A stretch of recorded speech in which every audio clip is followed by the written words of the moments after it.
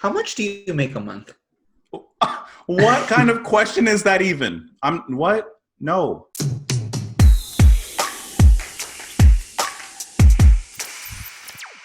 What's up, guys? Welcome back to JPMP. My name is Justin. And I am Manny. Thank you for filling in. No jokes, nothing, just straight through. Why did the chicken cross the road? Anyway, so today we're going to be looking at Incubus, one of the bands that we have grown up on. Specifically, we're going to be looking at their album, Make Yourself, released in 1999. It is their third studio album. 99? 99. I know. We're getting older, Manny. We're getting a lot older. See, the interesting thing about... 20 years. Wow. The interesting thing about Make Yourself is that I didn't listen or I wasn't exposed to any Incubus and definitely not Make Yourself until... I didn't really listen to much of it with you. Right. But 2012 was when I first started getting into it. Really? That late? So that much later? Way later. Yeah. Like it was, I think Morning View was probably one of my first albums I listened to. Did you listen to Morning View before Make Yourself? Yeah. And then I fell in love mainly, like to this day, mainly in love with Morning View because of its such laid back nature. Right. And I knew a lot of Make Yourself from Pardon Me. I heard that song all my life. I heard Drive, of course. Naturally. And so that was kind of my introduction. I didn't put the two together until much later, like in my life, after I had heard it on the radio a dozen times. Gotcha. Yeah, so that was actually leading into my first question. And of course, we want to know from you guys as well, what have you listened to from Incubus? What do you think of the band? And of course, if you have any, what's the word? I don't know where I was leading with that. But let us know your thoughts on the band, what albums you like, what songs you like, which ones you don't like, et cetera, et cetera. Thoughts on the band now. That's an interesting one too. Yeah, to be honest, I haven't really kept up with them. I listen to their latest. I listened to one of their latest singles that they just released. I don't remember the name of it. I wasn't a fan. Is it off 8? No, it was a single they released for the new album. Okay. No, I haven't kept up with them with Incubus lately. I've just been the last album that kind of just got me. I don't want to say I don't like them. I mean, I do enjoy them, and I enjoy most of their albums. Right. But it was, If Not Now, When. That's kind of when I just I don't feel like it was as strong. But it was just more of a different style, in my opinion. Right. It was more airy. It was more artful in that sort of way. That's what I thought about it. I thought it was more artful. Okay. See, I honestly haven't listened to any full albums from them after Make Yourself, to be honest. Okay. I'm sorry. After Morning View. Okay, yeah. I've listened to singles after them. Crow Left of the Murder is actually really good. Wait, I did listen to that one. Yeah, I didn't know that was after. Murder, yeah, it's great. Okay. I really, really enjoy that album a lot. Okay, so I have listened to that one then. I didn't put it in my mind that was after. Okay. Yeah, but I think that specifically, when you and I were talking, we were thinking about which album to talk about. Should we explore one that we don't really know? Should we do something that we do kind of know? I think that this was a good kind of album to look into because it's very influential for both of us. It's pretty big in our lives. Here's another thing that I enjoy about JPMP is because not that we don't care about this channel, we really do, but I think this is more like a long-term commitment. It's something you and I are trying to keep for fun as much as we can for the long run. Right. Because it is fun. Because one thing you and I had talked about, and we're going to get into Incubus and talk about the album and stuff like that, but just kind of prefacing why we talk about these certain type of albums, it's that you and I have always tried to do something creative together. Always. But one thing we've always had in common was music and the way that we kind of thrive off talking about it. it moves into every part of our life. And so when we kind of talk about it, it kind of just like, I don't know about you, like it kind of like brings up like old like memories of just like, yeah, like it was just so simple to sit in the Nissan and listen to CDs. Yeah, and that's what we did. That is exactly what we did. And it's cool because now it's like there's this this isn't a drive like the main driver, but there is some potential to, I mean, make somewhat of a career. Sorry, my screaming out. Somewhat of a career off of this and talking about music. But besides the point, I think it's really cool to just be able to kind of keep this going for however long it takes. The goal for you and I has always been to like talk about music, and then it's something that we can do kind of like together. It's like that. Yeah. That it's project. Easy for us. It's easy to like do that. This is easy because we're just so busy. Yeah. Oh yeah. No, I love this. I love this. So busy. So it's you don't have to set up anything. No. So I mean, for everyone watching, like we hope you enjoy it as much as we enjoy like talking about this stuff. I mean, we're not trying to like talk about like these hard hitting albums or like things that might do well.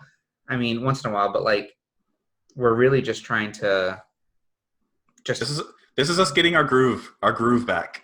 Yeah, that's what it comes down to. Because I know you hit like a lot of older music, and it resonates with a lot of the older guys out there who've been around music for so long. You know, it may spark some interest into like, you know, listening to stuff that you might not have even known that you like. Yeah, exactly. So bringing it back to the album really quick from Make Yourself. Yeah. You kind of touched on it a little bit, but I have a small list of questions here that I was using to like kind of bring out themes and what we want to talk about. Right. And for my first question, you kind of came to it a little bit, but what was your first exposure to this album? Not necessarily to the band, unless it was, but to this album specifically. So the first one that I can remember was, let's see. Like I said, I had heard Drive and heard Pardon Me, but I can't pinpoint a time. The thing I can pinpoint a little bit more so was listening to, I think, the thing that stands out in my mind is listening to it with you, actually. Okay. I think it was in the Nissan. Yep. Had to be. Had to be. Had to be. And by the way, guys, for everyone that's like watching and listening, the Nissan was like Justin's car, and that was the Batmobile. Yeah, he was like one of the first ones of all of us who had a license. Yeah. And could drive. And was one of the few people that are just like, oh yeah, I like driving. Yeah, exactly. I like driving. I like music. It works. It works. Yeah, just hop in the car and let's just drive to the mall and then drive back. Like that's yeah. That's literally what it was. And all we would do is just listen to music and different albums. I missed that a little bit. Yeah. There's no time. And then there's COVID. Simple time, yeah. Yeah, so one of my first like kind of like exposures to it, where I remember listening to Privilege with you. Okay. Yeah. That's it. Somewhere, I know it was in the Nissan for sure. Mm-hmm. And it was kind of it was different because I've always had this attachment to like listening to things that I'm familiar with or that I like right off the bat. Mm-hmm. So Make Yourself, this whole album in general, is not something that you would typically, I don't feel like it's a typical album that you would, I don't want to say, like, it's not like a radio album, you know what I mean? I understand. And I generally lean to like the normal, it's hard to explain, kind of like the normal flow of what a song should be. Right. And there's so many variations of like funk and kind of like this grungy rock. And that all started with Privilege, because like right after, you know, it goes into the next song, you're just like, oh, it's kind of different. It's kind of different a little bit, especially at the time. Especially at the time. Yeah. Yeah. So like for myself, my first exposure to this album, I'm pretty sure that I had heard Drive before, because who hasn't heard that song? You know, I mean, that's most people's first exposure. But even still, like knowing that song, I didn't really associate it with like Incubus. You know, I was like, okay, this is some song on the radio. You know, right? It's cool. Sounds I'm okay. I'm looking at the album right here. The disc Autobiography thing. Yeah. So, I mean, like, okay, it's a cool song. It's not my type of song, but it's a cool song. But it was really, pardon me, when that came on, I heard it on the radio, like probably high school age or whatever. Mm-hmm. When that song came on, it was literally exactly what I was looking for. And Yeah. I'll explain why. No, I'll explain why. Tell me why. I need to explain why. At that exact time, I had already been listening to Linkin Park. Okay. Mm-hmm. I was already familiar with them. And at that exact time. This is terrible. Dude, you gotta drink a little water. It's all watered down. Oh, just drink water after that. Bleh. But at that exact time, I was looking for more bands, more music that either featured a DJ, okay, or featured that kind of style, either integrated with that alternative rock sound like Linkin Park, mm-hmm. or just strict DJs like DJ Crush and Shadow, as I was getting into at that time as well.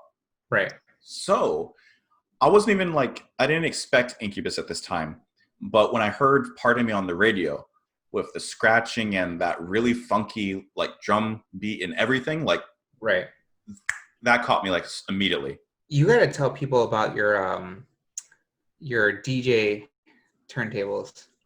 Those days. Yeah. Those days. But that was a really big part of the music that we were into at the time. Yeah. We gotta talk about DJ Crush at some point. We have to talk about Shadow and of course. Telepop music. Oh, of course. We got lots of things we can talk about. Dude, lots of things we can. Telepop music. There's a lot. Oh, yeah. I wanna dissect that. Dredge. Yeah, I know. There's a lot of potential for us. Yep. There's lots of albums. Dredge. What else did we use? I'm sorry. We're gonna go back. I'll have to remember DJ. No, you don't have to remember it. It's being recorded right now. I'm serious because I'm gonna forget. So there was Dredge. I'm gonna tie this back. Watch, I will tie it back. You always do. There was Dredge. There was DJ Crush. What else did we? Shadow. DJ Shadow. Mm-hmm. Gosh, what else did we listen to? Slipknot. Dredge. I said Dredge earlier. I mean, those are our main bands, like Linkin Park, obviously. Right. Those are the main ones. I'm sure we have more similar, but those are the big ones that I would say that we both really connect with. What I'm trying to get at is we have bands that we used to listen to that were generally fine, but there's still bands to this day that we listen to. We're just yeah, that's still good. Yes. At least the way it was written. The lasting power of it. Or mm-hmm. maybe just had a very impact on what we were kind of doing with ourselves. So mm-hmm. Bringing it back, DJ Crush, that was music I never thought I'd listen to. You know what I mean? Right. And so listening to that sort of beat from you, mm-hmm. doing your turntable stuff, I thought that was really, really cool. But yeah, bringing it back to adding a DJ into a band. Yeah, which I always thought was the coolest thing ever because, these are basically two different styles. As we talked about Linkin Park, two different styles mm-hmm. coming together and working so well.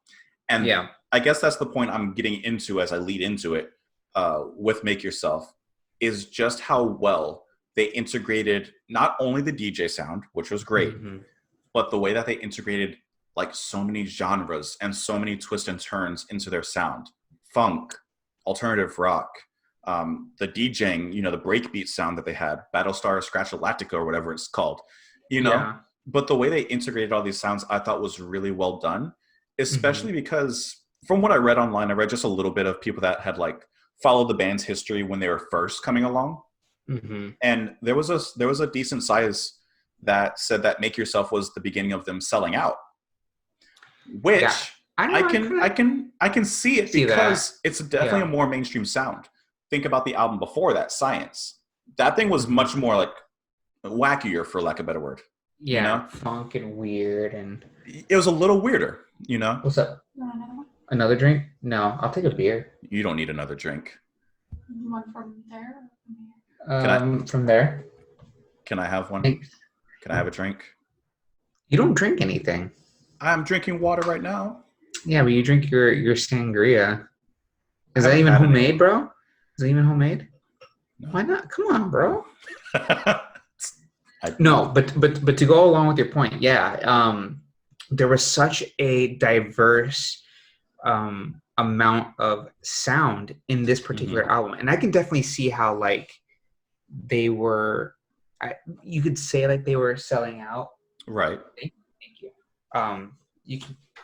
You can say that they were like selling out or whatever, but or how people would say that. But at the same time, I feel like it's a really good album that kind of blends the fact of like, yes, you can make some radio friendly songs, but there was, I think, something that Incubus has always done is, yeah, they write their stuff, but they still find a way to talk about what they want to talk about.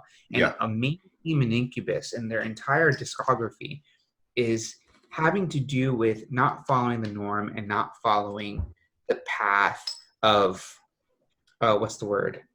The path of everyone you don't else. want the path less traveled. The path less traveled. Yeah, you want to follow the path less traveled. Hence the name of the album. Make Yourself. That's it. That's it. We're done. That's it. That's the album. That's it. Exactly. But, yeah, and I think it's done through their lyrics in this album, of course. But even with their, it's almost like with the amount of sound that's in this album, right? Just going from Privilege to Consequence. Yeah, great. There's that diversity in musical instruments and in style kind of just adds to their theme of like, we're gonna do what we do best and what we like to do. Yeah, and I think what's really good is that they have all that diversity in their sound. And whereas I can see how some people would see this as selling out, which is it's a very weird term to me because I don't think a lot of bands actually sell out. You know, I think people just lose interest. Right. We'll get to that later. But I think that what some people view as them selling out is actually the band becoming more comfortable with the sounds. Right? Yeah. Because if I thought back to Science and I listened to a little bit of it. Have you listened to that album the whole way? Yeah. It's great. It's not my favorite, but I love it. But I can see how like on Science, they feel to me like the whole album feels just a little bit awkward, like they're not quite comfortable in the waters yet. Like they're still discovering their sound. Right, which is fine because that's what a band does in its young days. They're trying to find their sound, you know? And they definitely had the groundwork with that album. I mean, they definitely had it. Right. As they moved on into Make Yourself, Morning View, that's where I felt they became more comfortable. Whereas some people are going to say that they were selling out to a more mainstream sound or whatever. It just sounds to me like they acclimated and found their fit. Yeah, but every band should go through that evolution of changing what they used to be. I mean, take Paramore for existence. They were this, emo rock sort of band, and then they ended up having this really 80s type of vibe to it. Resurgence. We should talk about we should talk about After Laughter. Yeah, too. And what a band. And it's so different from what they did before, but the quality still stayed up here. Yeah, it really did. If you like if you like that sound, Yeah, but like even going back to Make Yourself, I think maybe I don't want to call it the sellout songs, but maybe like the songs that were, I guess that you would see like on, remember Fuse? I actually don't know. I've heard of it. No. Fuse TV is where they did all the music stuff. But you would see Stellar on Fuse, Drive. What was the other song that they had on here? Pardon Me. Yeah. And I think those were like really the only three that were, what's the word? Singles or made like mainstream success. But dude, everything else was just very strict. I don't know.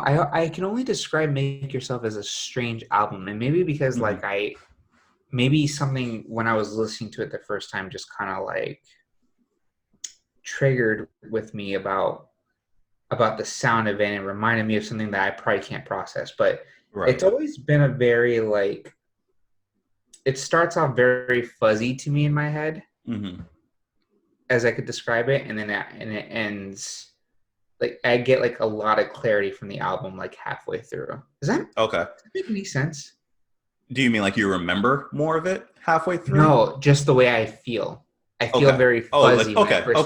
Emotionally. I feel very emotionally. Yeah, I feel very fuzzy as I start to listen to it, and then I start to kind of like get a lot of mental clarity all the way up into part of me, and then I become fuzzy again. It's weird. Okay. I got you. It is a weird thing. I don't understand, but that's why we're here to talk it through. like when the first song comes on, you just feel weird. Like what? You got to give me a different word than weird. I don't know what you mean. I'm sober. Barely. Just so everybody knows. Yes. No, I feel fuzzy when I first start to listen to the album. You're feeling the warmth.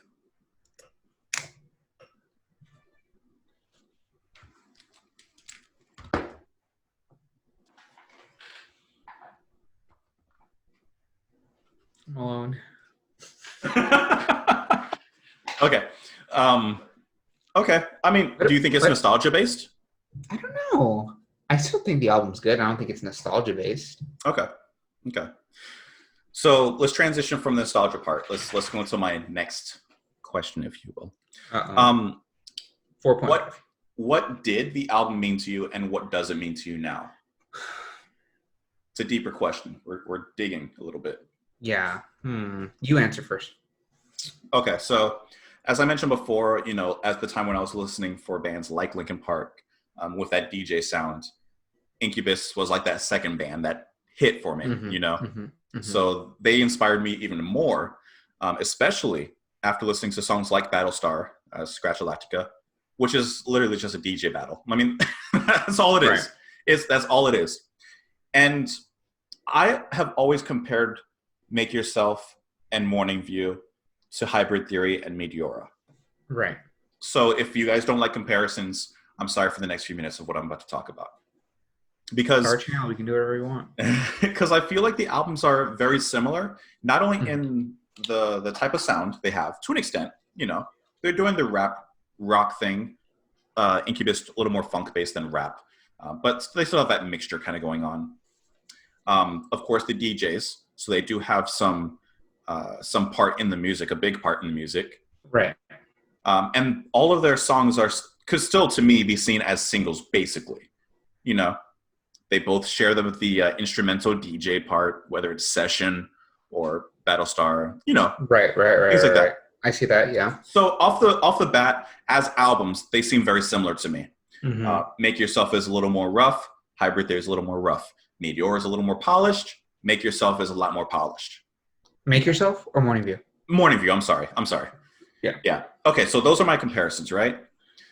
So from that time, ever since I found like another band that had a DJ, like I said, it really pushed me to listen to more albums or music featuring DJs. It made me look for bands that were mixing two different styles. Okay. Because I always thought that was so cool. Because as a kid, I was always like, well, if rap and rock can work so well, what else could be put together and work so well? Right. Which led me into looking at like symphonic metal. Oh, classical music and metal? Dream Theater, everything. Then into that, right. So that's what I mean. Like, these were the bands that got me interested in these hybrids that made me look for more, which led me down like a whole nother path, Right. Do you ever think, do you ever wonder if like, I don't know, here's how to answer the question, what does it mean to you back then? What does it mean now kind of thing? I feel like Make Yourself, if I can just sum it up, is one of those albums that I don't think I would. I feel like it was, all right, you know how like you're playing a video game? Okay. And you have to complete this level and get this certain item before you can move on to the next stage. I feel like in a lot of ways, if this album wasn't in existence, I don't feel like I feel like everything else would be wrong in my life. Okay. I understand what you mean. not because like I have a very huge emotional attachment to this album, because I don't have a huge emotional attachment. I just feel like it was one of those staples. Like, like when I sum up my life in my head, I, think about when I was a kid, and then there's a period where music was very, very apparent in my life. And then I start reading off through albums. I start reading off through, Hybrid Theory, Meteora, Chuck. I start reading off through Sci-Fi Crimes. This type of thing can do us in. Make Yourself, Morning View, Crow Left in the Murder, like all of these albums.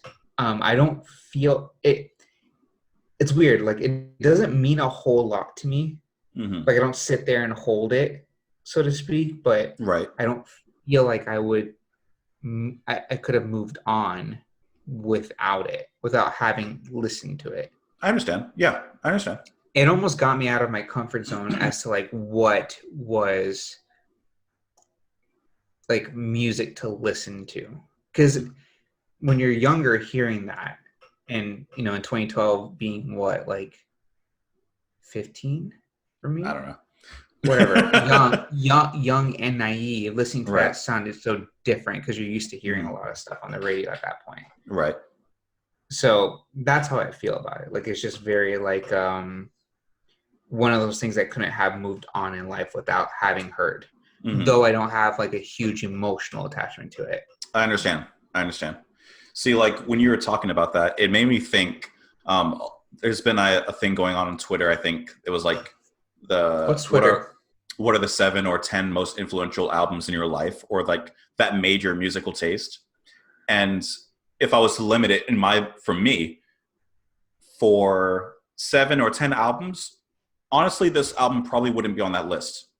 Because even as great as it is, which we'll go into a little more, it's not necessarily that influential that it changed my life. This was part, like I said before, of that stream that led me to looking to more things, but it wasn't like the one. That would have to go to Linkin Park. I'd have to get to that. It's like a puzzle that's been completed so far. Like, it was like a stage of a puzzle, but like it wouldn't have been complete without that piece. It's still a piece. Still a piece. Still a piece. A smaller piece. But it's still a piece. So that's kind of taking the album as a whole, our history with it, all of that good stuff.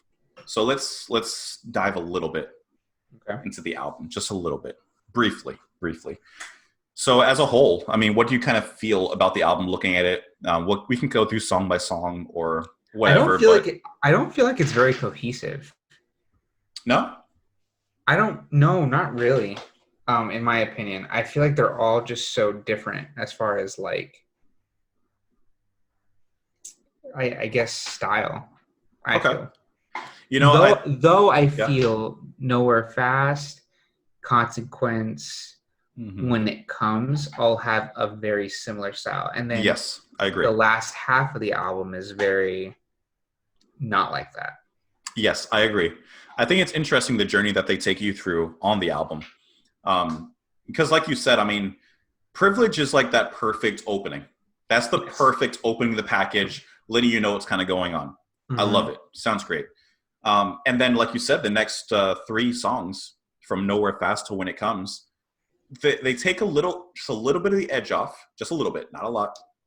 And they focus a little bit more on the melodic, like the lyrics, yes, the melodic spacing, a little more on the flow of just the music. Instead of being strictly like alt rock, it's a little more dancey. Not even dancey, just it just moves differently. Yeah, it's very like a chasing sort of feel. Very up, very down. Yeah, I love those songs. Like, I was thinking about which half of the album is the strongest to me, and I think that for me the first half is, because like I could listen to all those songs like up to Stellar. I think I could listen to all those like without anything. Like, they're great, Make Yourself, it's okay. It's never been my favorite song. Drive, even though it's overexposed, I still think that if you're looking at it from a song point of view, it's a great song. I mean, oh yeah, I think it's a great song. it's a very strong way to have written everything. Mm-hmm. Yeah, it's a very and all right. I thought this was so interesting, and I had to listen to it again. And you guys will appreciate this, I think. So I was just looking at the credits for like that song and the album, and it looks like there's Mellotron that's being played on Drive, which is an instrument that's been primarily used like in the 70s for like progressive rock, and it doesn't really get used much like nowadays. So I just thought that was really cool how they like implemented that. Like that's a very uncommon instrument and sound. Wait, what's a Mellotron? It's basically, it looks like an electronic keyboard, but it has a very like, I don't know, you have to listen to it. It's like a spacey, almost vocally choirish kind of sound that comes out of it. It's just so. Is that where you stick your hand in it? No, that's a theremin. You should get that. If I had the money, I would have a lot of instruments, and I'd sit around and just try to learn them all. Please, you got money, bro. Not that kind of money to buy a theremin. You do it. Never. Buy an Irma theremin. That's not what it's called. That was good though. I'll give it to you. You got 2 points. I've been watching a lot of Quentin lately, so yeah, that's good. And then I was looking at the second half of the album because growing up, I never liked the second half as much. So I wanted to kind of see what I thought about it, like, from a modern point of view and looking back at it. And I actually don't really enjoy Battlestar. I actually think it's a little out of place. I think, I definitely agree. I think it falls a little flat there.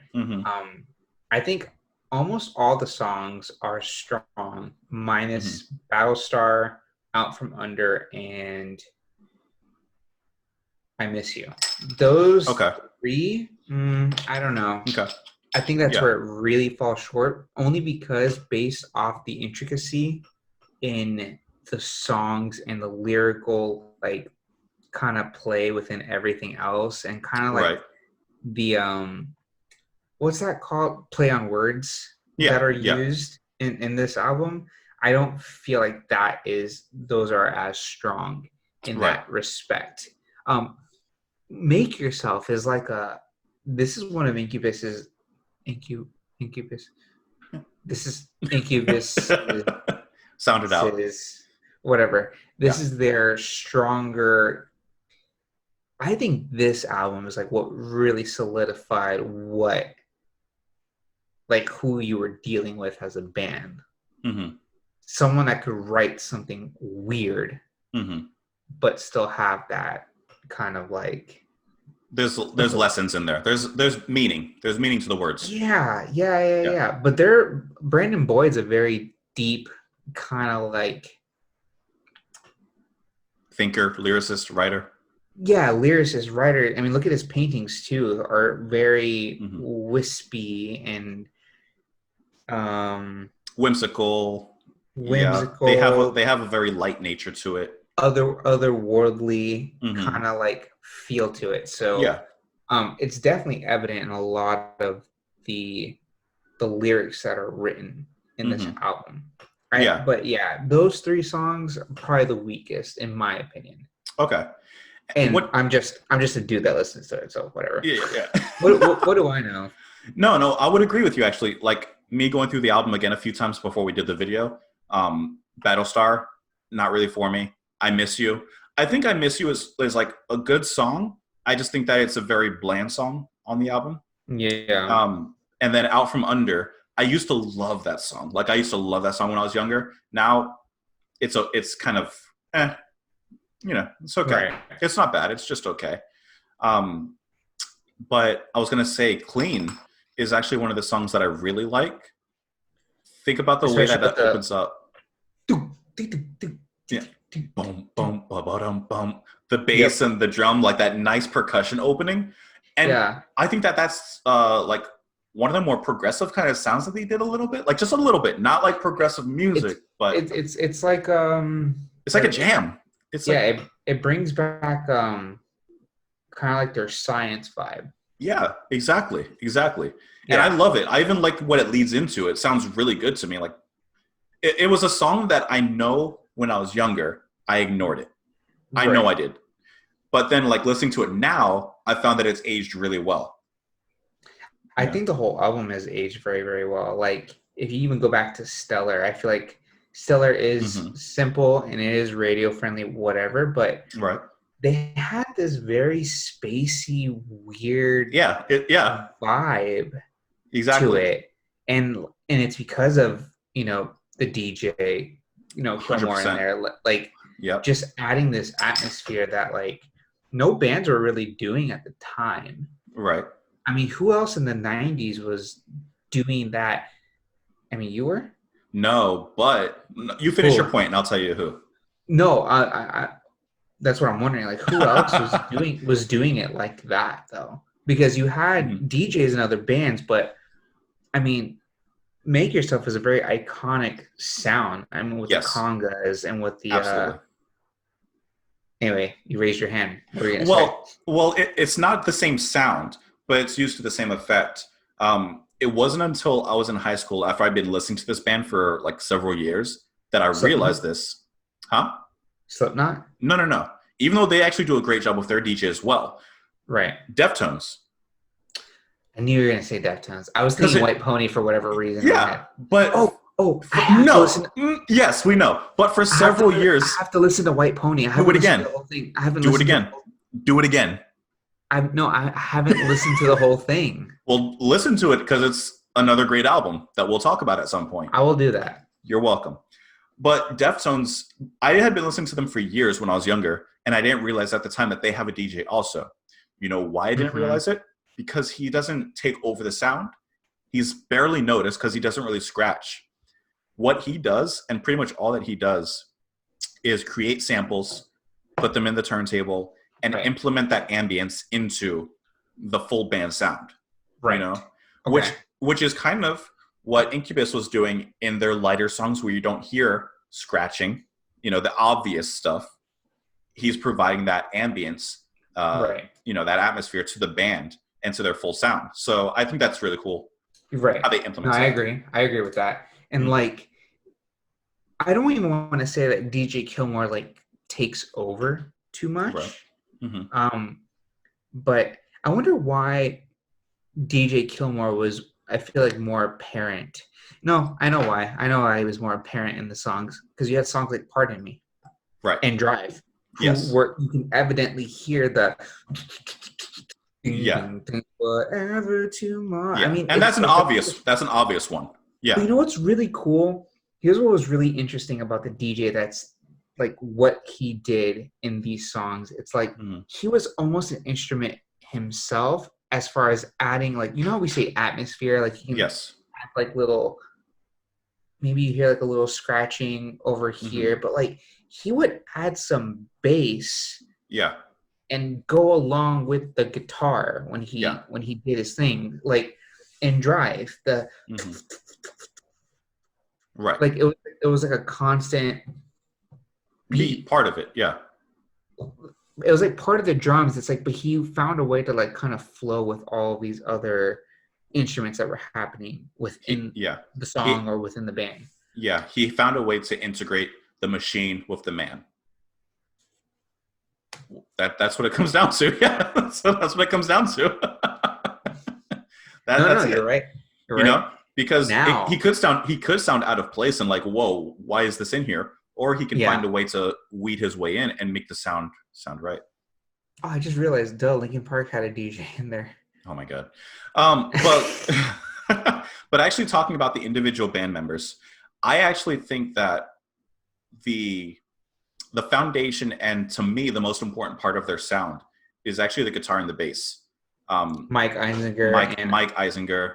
And I forgot the other dude's name. Dirk Lance. He was great. I do like Victor. God, what's his name? Wooten. No, not Wooten. Their new bassist now. Okay, I don't know his name because I haven't followed him. No way. Oh, Ben Kenny. Oh, we did a song. Okay, yeah. He's a great singer and like he does everything. But like multi-instrumentalist, yeah. He's a great bassist too. Totally different styles. Like he jumped in Crow After the Murder. Yes, because it was after Morning View. It was after Morning View. But would the sound have been any different? It changed. I think it changed. I think it did change. You can almost say that after Morning View, it got a little bit more linear. I totally agree, 100%. Which Because isn't bad. It's just a change. not at all, not at all. But with what's his name, Dirk? Yes. It's a shame he left because he was really. I feel like he added a lot of like. Forgive me. Funk groove. That funk groove. Well, funk. That's not the word I was going to use. I was going to say like this. He added this fluffy warmth to. The reason I say that. Okay. The reason I say that is because, when you hear a lot of his bass slaps, they're very loose. For example, like in Stellar, like they're just very like they feel very loose and fluffy. Yeah, no, I know what you mean. They feel warm. They envelop you, right? Yes, it's very enveloping. Whereas Ben Kenny's style is he's just as good. I don't know about better, but he's just as talented. But it's a very linear sort of way. More, I feel like I want to say in a lot of ways more technical, and I feel like Dirk's bass style was more loose and I don't want to say emotional, but maybe more passionate. Just loose and free flowing. Yeah, more elegant, more chasing, and I think that adds. I think no, you're right. Mike Einzinger and Dirk Lance. Okay, so Dirk Lance.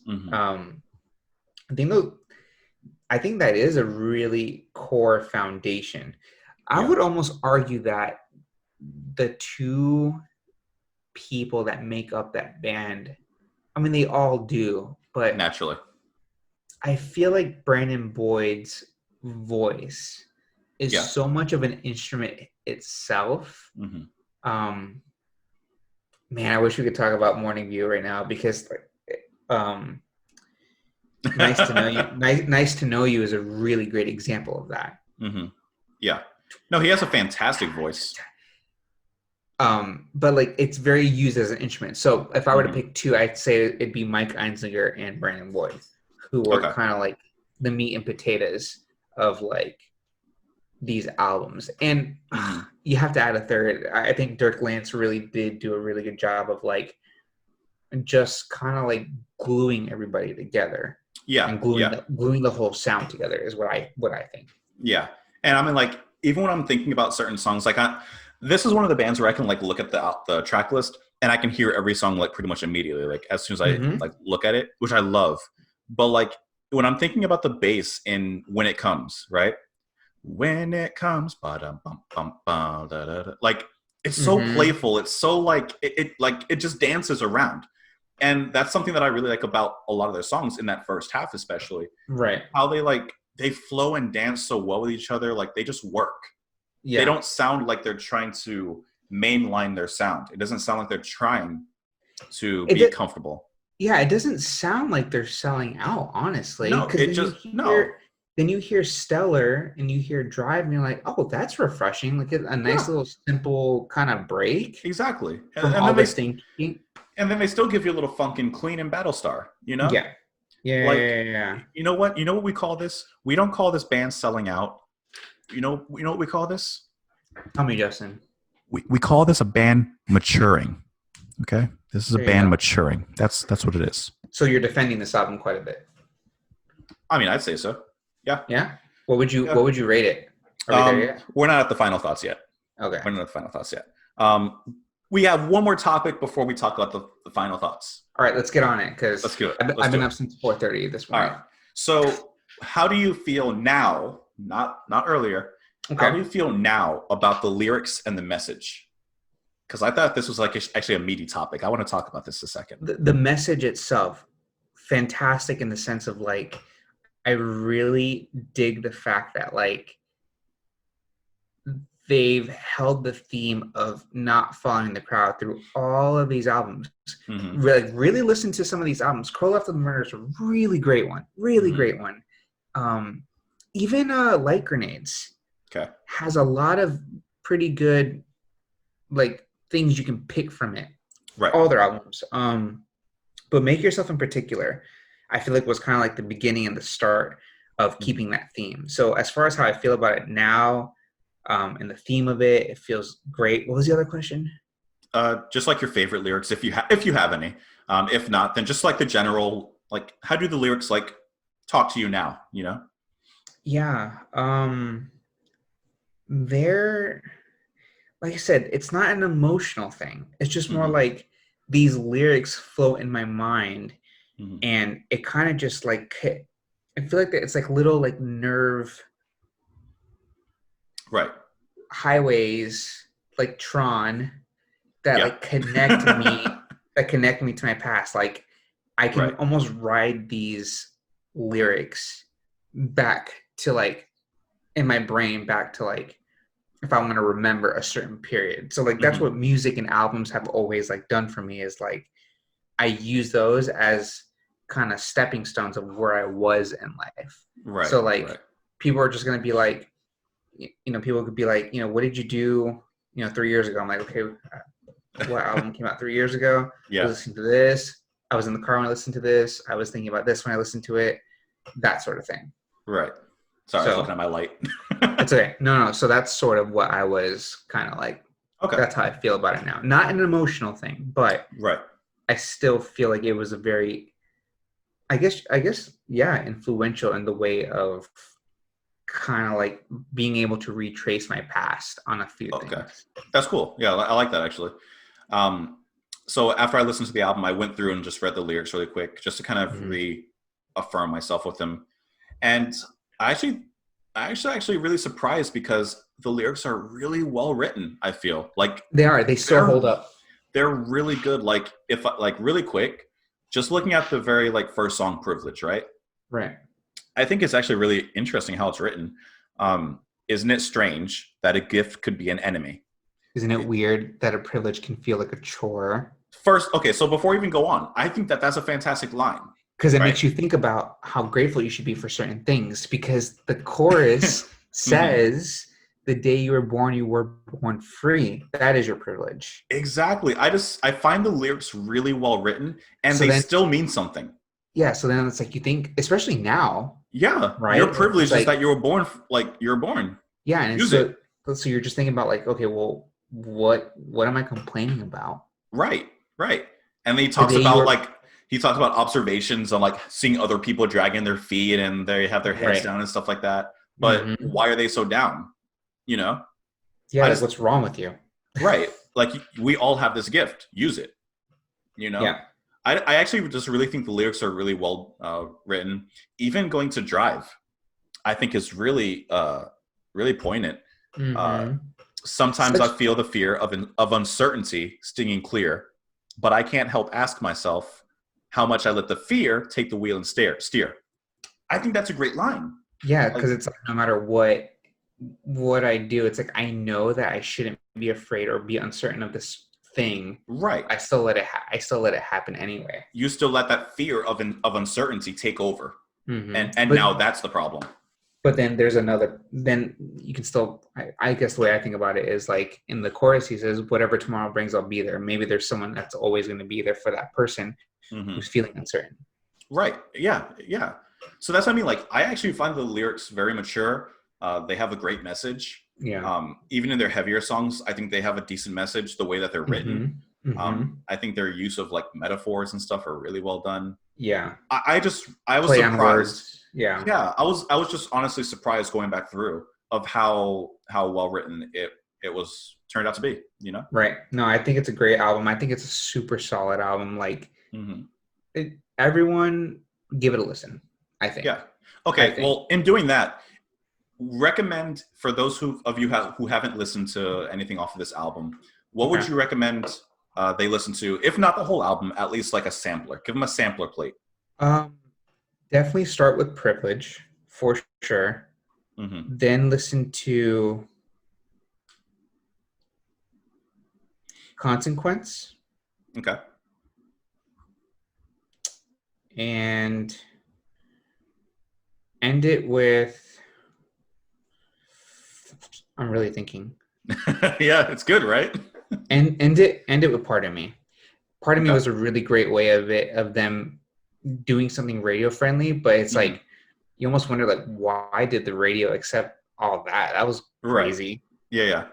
No, I think I would kind of piggyback on some of your like suggestions. Yeah. Like I would say The Warmth. Okay.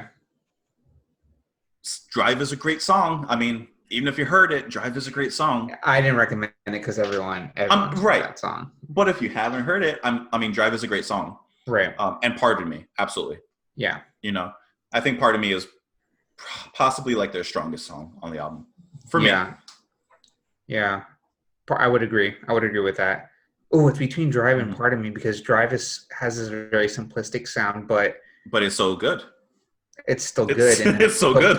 And then Pardon Me is just a great song. I don't know. It's between those two. It's between those two. The singles. And that's how you put out good singles. Yeah. Especially ones that resonate with JPMP. There you go. That's how you do it. Yeah. So final thoughts. I'm done with my list.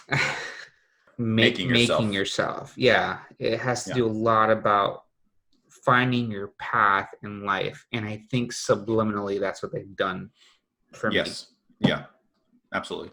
I think this is a very, very strong album. I think it's unique. I think it's accessible. I think the lyrics are great. I think the musicianship is great. Oh, for sure. While I don't think that every song is amazing, I do think that as a whole and as an album, it's very strong. Barring, a few songs that I feel kind of mess up the flow a little bit or aren't as interesting. If we're doing our 5-star system, I would give this. I thought we were doing a 10-star system. Are we? I don't know what we're doing. I thought we were doing 10. Let's do 10. All right. So if we're doing a 10-star system, no decimals, I'll give this a solid 8. Oh, this is a solid 8. I was going to say the exact same thing. Solid 8 because there is a couple songs that kind of break the flow a little bit. And it's not quite a perfect album. Right. But it's really good. But it's strong enough to hold up over all these years and not only resonate with both of us, but resonate with a ton of other people. Yeah. And it's still good.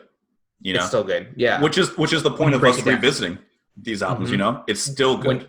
When you break it down, it's still good. Lyrically, musicianship, certain pacing points of it. So yeah, I agree. Perfect. Well, of course, we want to know what you guys think of the album. If you haven't listened to it, definitely give it a shot. Definitely at least give some of the songs that we mentioned a shot. Let us know what you think, of course, in the comments. If you have any let us know if you want merch. If you want merch. I think we got time before that, though. We got a little bit of time. People will buy it. I'll buy it, to be honest. I'll wear one for you. I would wear it. Thank you. Yeah. Notifications. Leave comments down below. Let us know if you want to hear more. Of course. And of course, we'd love to hear if you have any other album recommendations. Please toss them down. And then also let us know some albums from your childhood that resonate with you. I'd like to read it. Thank you. Well, that's it. Manny, do you have anything else to say? No, dude. I've been up for like almost 20 hours. Well, you'll be getting some sleep soon. Thank you guys. Thank you guys so much for watching. We will talk to you next time. Bye.